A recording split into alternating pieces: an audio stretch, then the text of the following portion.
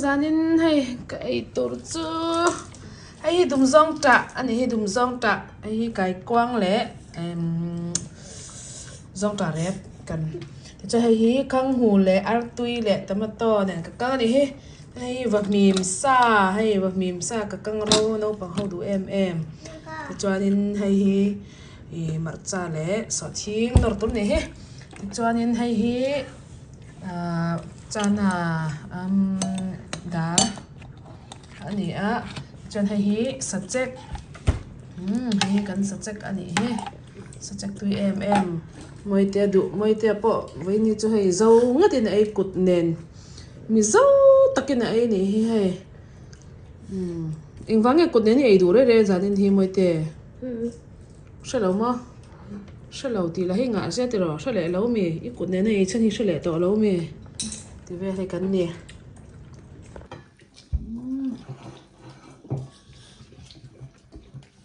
hi đừng xong trả hết cắn sao con chui con cái lùng lên xa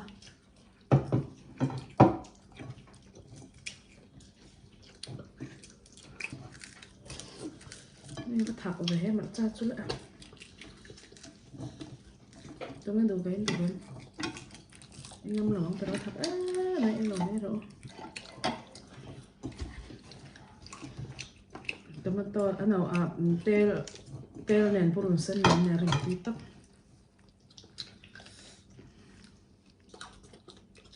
amen nè chăm hằng hay cái ấy phát tăng hay tui don tok zo khang hồ lại tui here tui tiêm tui rồi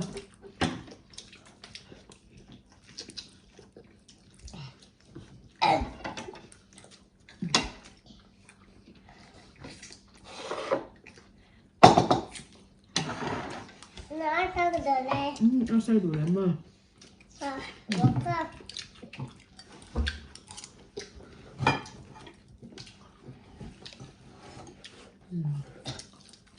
ăn thì tắm em rồi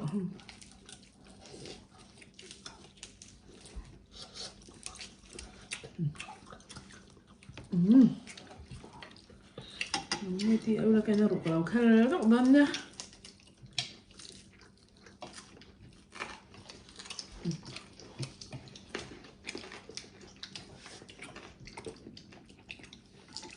Trứng ấy chắc sớm chắc thả về là thấy lâu mì nó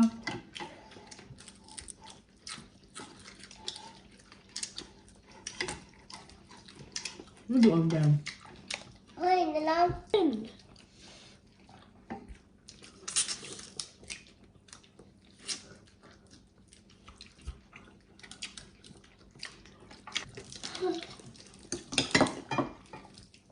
rau tại hình trồng lại ở tầng này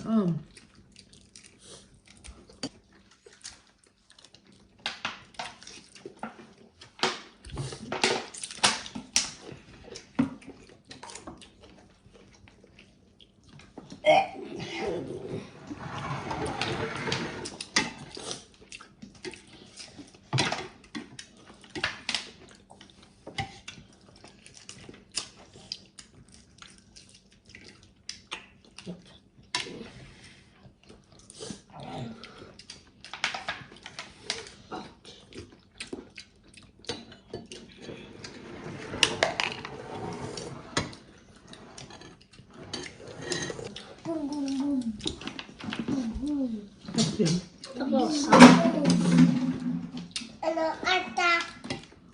Saloma. This.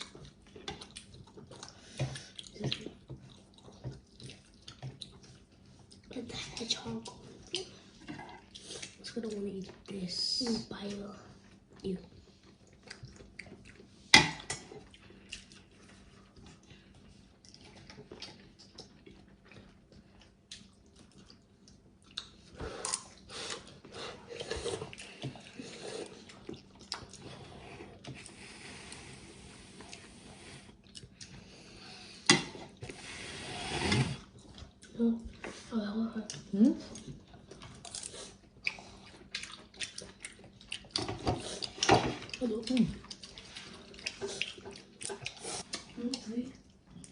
Nó rửa lọc xong. Ai ta cái đồ là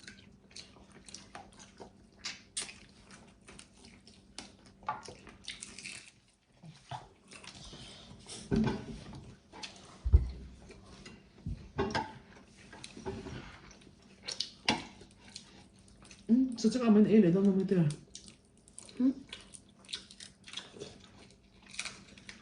쌀 때 넣으면.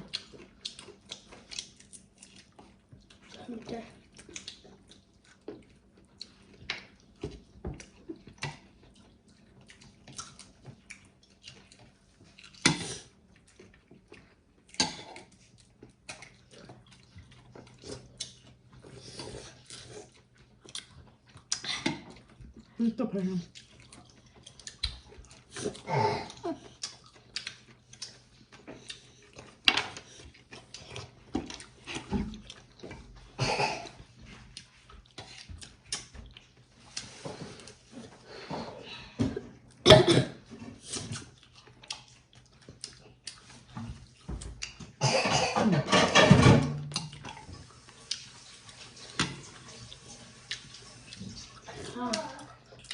또 이봐.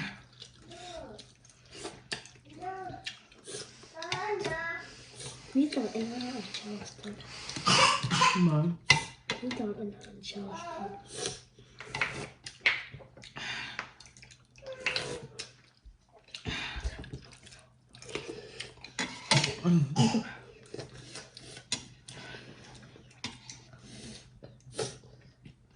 또 이따 들어.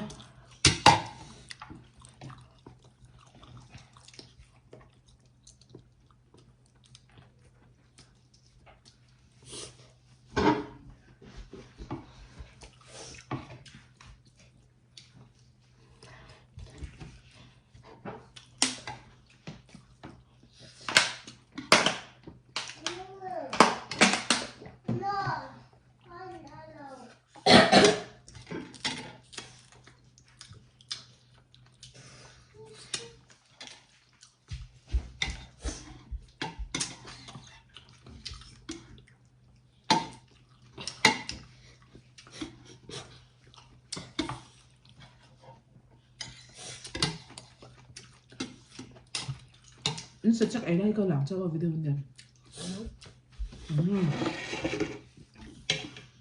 되냐?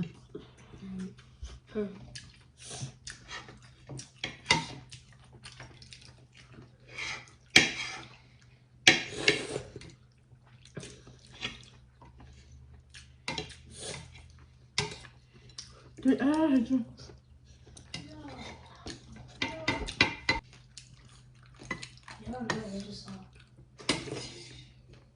또 이거 해줘. 하고 또 이거.